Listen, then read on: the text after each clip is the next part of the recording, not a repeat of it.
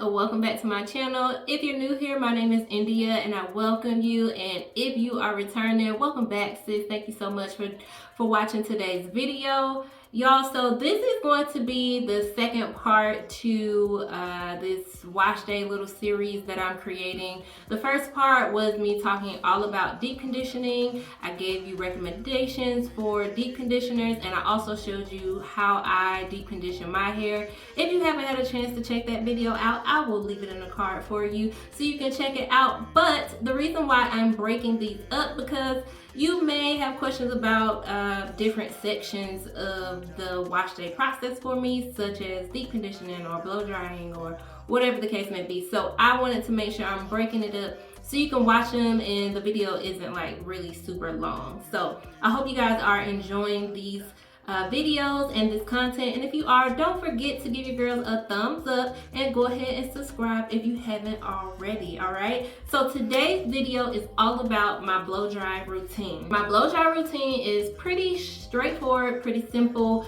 I only use really one product, and I have my blow dry and everything here, so let's jump right into it. So today I am going to be using y'all know my wide tooth comb is here. I also have my clips here. Y'all know I like to section my hair off. If you have not watched the deep conditioner video, I did already wash and deep condition my hair. So my hair is really hydrated, really moisturized. It's really prepped and ready to go already. I know sometimes people use leave-in conditioners when they blow dry their hair. I don't like to do that. I like to let my hair be as raw as possible, and let me tell you what I mean by that. So especially if I'm going to do any type of blowout, or if I'm looking forward to doing like a silk press or something, you don't want a lot of products on your hair, because that's going to cause buildup, and then that's going to also cause the heat not to be able to penetrate your hair. So it's not going to be as smooth, and depending on what products you use, it could cause your hair to be more puffier. So if you've ever tried to do like a silk press at home and your results just don't come out right, I would say check what products did you put in your hair. You probably put too much product in your hair, because you don't want to mix too many products with heat, because then that's going to cause your hair to frizz. So always think about that before you put too many products in. Now the one product that I will be using today is a heat protectant. I think it's Chi, but it's the 44 Iron Guard. It's a thermal protection spray, and this is what I use whenever I am blow drying my hair, and I also use this for my silk press as well when I do my silk press at home. So this will be the only product that I put in my hair.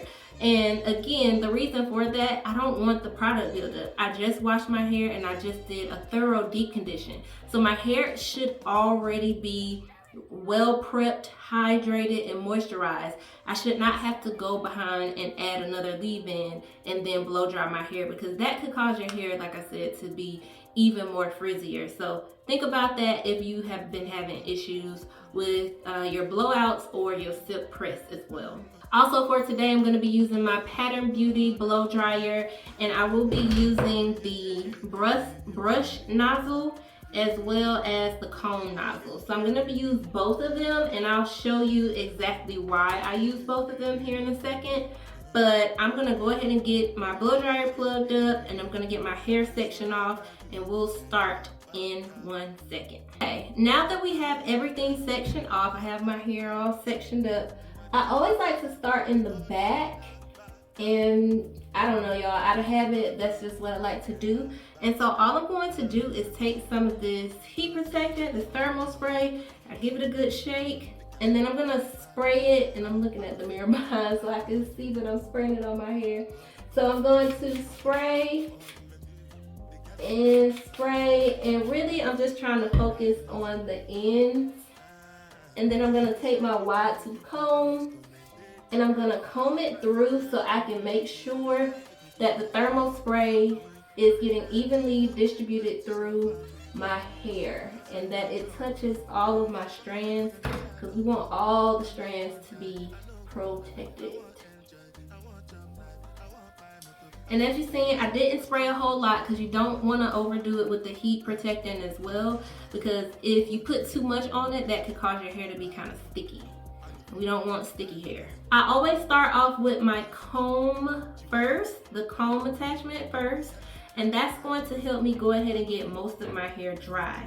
Then I'm going to switch over to the brush attachment, and this is going to straighten my hair out a little bit more. And as I do it, you will see exactly what I'm talking about.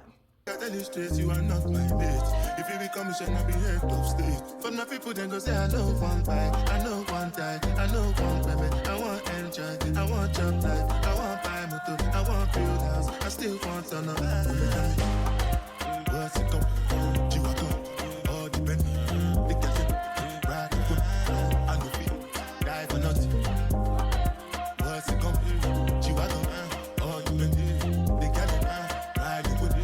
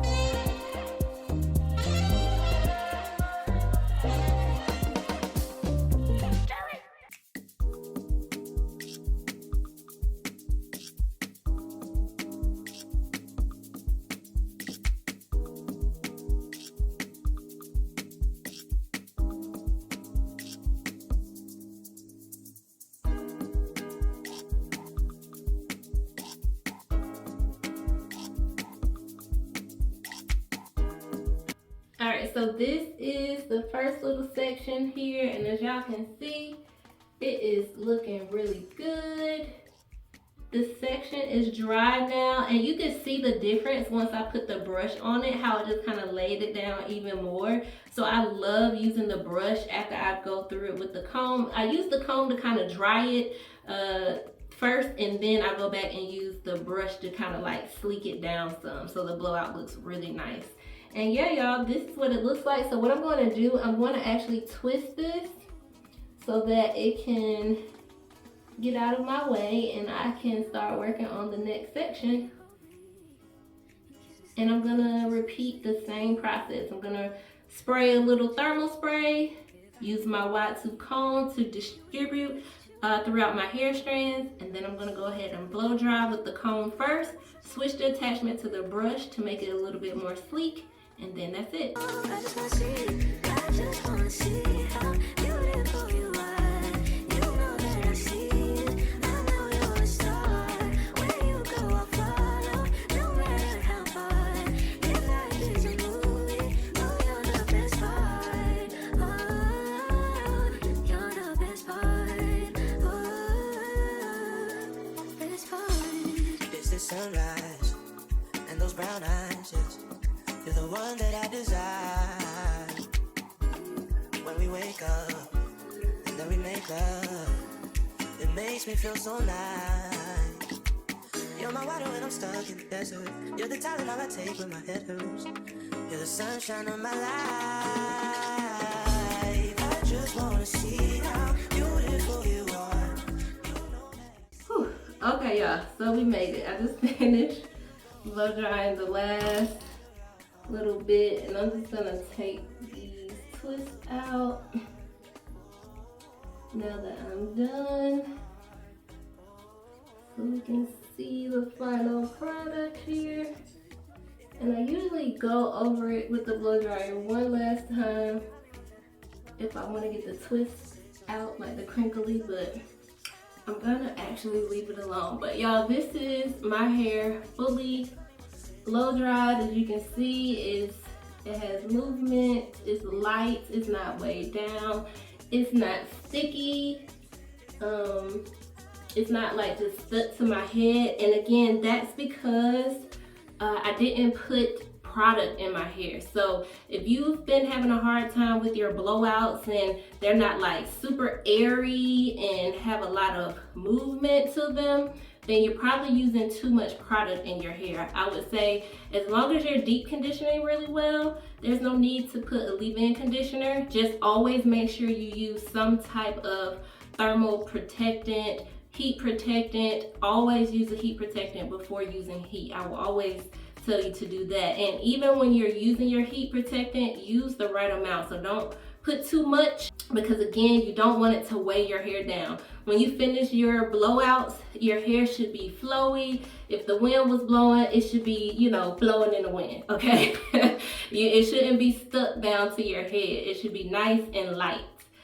This is going to help if, like I said, you are deciding to do a silk press later or any other style that you do with it. Like, you want it to be light and flowy. So y'all, this is the end of this portion of the series. This is all about how I blow dry, the tools I use to blow dry. If you guys like this video, make sure you give me a thumbs up, subscribe if you haven't already, and let me know if you are liking these videos where I go into more detail as of what I do for each step. And I will talk to y'all in the next video. Bye.